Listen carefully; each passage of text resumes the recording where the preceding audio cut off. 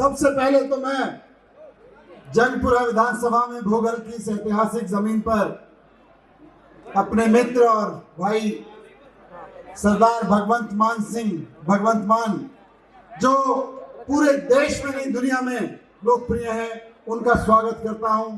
और मैं जंगपुरा के अपने भाइयों बहनों से कहना चाहता हूं, जोरदार तालियां बजा के उनको बताइए कि जंगपुरा की जनता, भोगल की जनता कितना प्यार करती है, उनको कितना सम्मान करती है।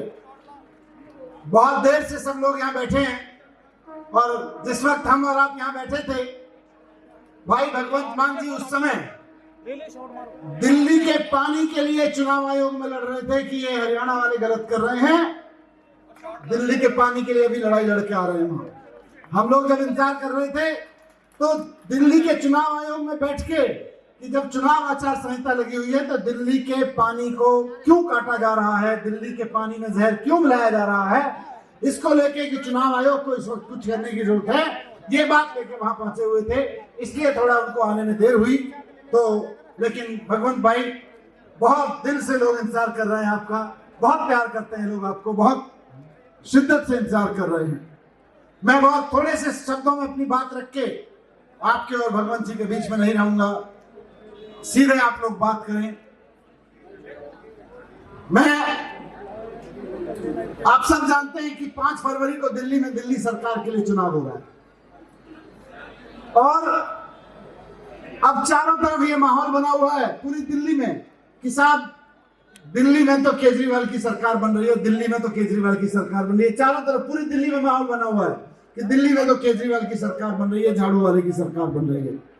बीजेपी वाले भी कहने लगे कि दिल्ली में तो केजरीवाल की सरकार बन रही है, 1-2 सीटें कम हो रही हैं पर सरकार तो बन रही है।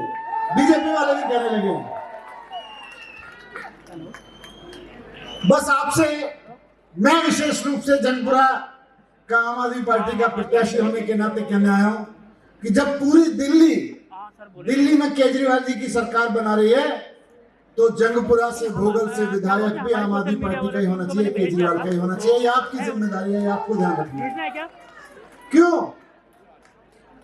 क्योंकि गलती से अगर दूसरी पार्टी का एमएलए जीत गया तो वो 5 साल केजरीवाल जी से केवल लड़ेगा, भोगल के काम नहीं करेगा, भोगल के काम नहीं करेगा, केवल लड़ाई करेगा। और आप तो उसको और उसके परिवार को जानते हैं। 10 साल पहले आपने देखा था कि जंगपुरा में विधानसभा में क्या माहौल रहता था, गुंडई का, आतंक का किस तरह का माहौल रहता था। दोबारा वो माहौल वापस नहीं लाना, एक, और दूसरा हमें काम चाहिए। आप सब लोग मुझे जानते हैं, 10 साल दिल्ली के शिक्षा मंत्री, उप मुख्यमंत्री के रूप में काम किया।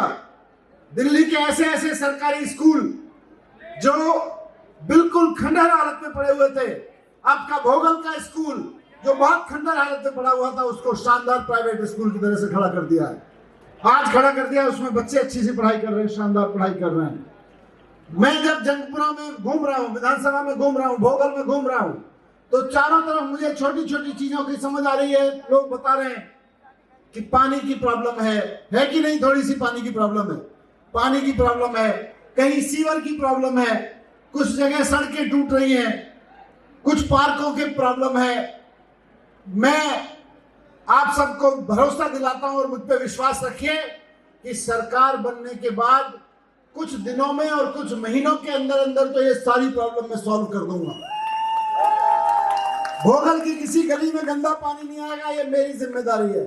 भोगल की किसी गली में सीवर ओवरफ्लो नहीं करेगा, ये मेरी जिम्मेदारी है। भोगल की कोई सड़क टूटी नहीं दिखेगी, ये मेरी जिम्मेदारी है। और भोगल वासियों के लिए, जंगपुरा वासियों के लिए, आसपास के लिए एक सबसे बड़ी चीज जिसका भोगल के व्यापारी बहुत शिद्दत से इंतजार कर रहे हैं, वो है भोगल के मार्केट की पार्किंग। 800 कारों की पार्किंग बन के खड़ी है, लेकिन किसी की घटिया राजनीति की वजह से वो बन के खड़ी है। आपका हमारा टैक्स का पैसा उसमें लगा है, लेकिन हम अपनी कार नहीं खड़ी कर पा रहे। चुनाव जीतने के बाद सबसे पहले सड़क का पत्थर बाद में लगेगा, सबसे पहले पार्किंग के लिए लड़ाई लूंगा। आपकी पार्किंग खुलवाऊंगा, आपकी पार्किंग खुलवाई जाएगी।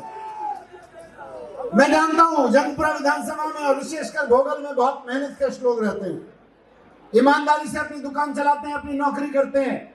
किसी को गुंडागिरी नहीं चाहिए, किसी को बदमाशी नहीं चाहिए।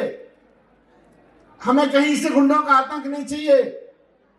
मैं कई व्यापारियों से बात करता हूं, बहुत बीजेपी के समर्थक हैं, वो भी कहते हैं कि साहब हम कट्टर बीजेपी वाले हैं, हमें लेकिन गुंडागिरी नहीं चाहिए, हमें भोगल में बदमाशी नहीं चाहिए, हमें कब्जागिरी नहीं चाहिए, हम तो शराफत से अपना व्यापार चलाना चाहते हैं, शराफत से अपनी दुकान चलाना चाहते हैं।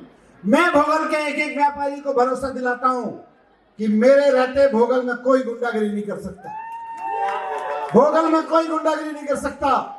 मैं खड़ा रहूंगा आपके साथ में, आम आदमी पार्टी की पूरी टीम खड़ी रहेगी, केजरीवाल जी की पूरी टीम खड़ी रहेगी। अब 5 तारीख के चुनाव में एक तरफ गुंडागिरी है और एक तरफ काम की राजनीति है, एक तरफ लूट और कब्जे की राजनीति है और एक तरफ फायदे की राजनीति है कि नहीं? फायदे की राजनीति चुनना, काम की राजनीति चुनना। और ये मिला है क्या आपको ये कार्ड? हाथ उठा के बताओ किस किस को मिला है। ये फायदे की राजनीति का बचत पत्र है। केजरीवाल की राजनीति इधर वालों को नहीं मिला, लगता है बंटवा दो यार, इधर भी मिल गया, इधर की नहीं, दे दो इनके हाथों में, सबके हाथों में दो यार, दिखाओ। ये फायदे की राजनीति का बचत पत्र है। क्यों? जरा लिखो इस पे, कितने कितने का फायदा केजरीवाल जी की सरकार बनने के बाद होने जा रहा है। मैं हिसाब लगा रहा हूं आपके साथ खड़े होके, अपना अपना हिसाब लगाओ जरा। पेन पेपर निकाल लो, पेन ना हो तो किसी से मांग लेना, आजू बाजू के से किसी से मांग लो। महिला सम्मान योजना 2100 रुपए, केजरीवाल जी ने कहा है कि महिला सम्मान योजना में 2100 रुपए हर महिला को हर महीने की सम्मान राशि मिलेगी, ये केजरीवाल जी ने कहा है।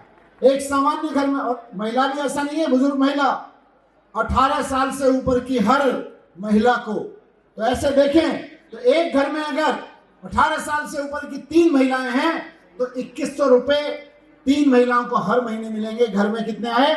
6300 रुपए।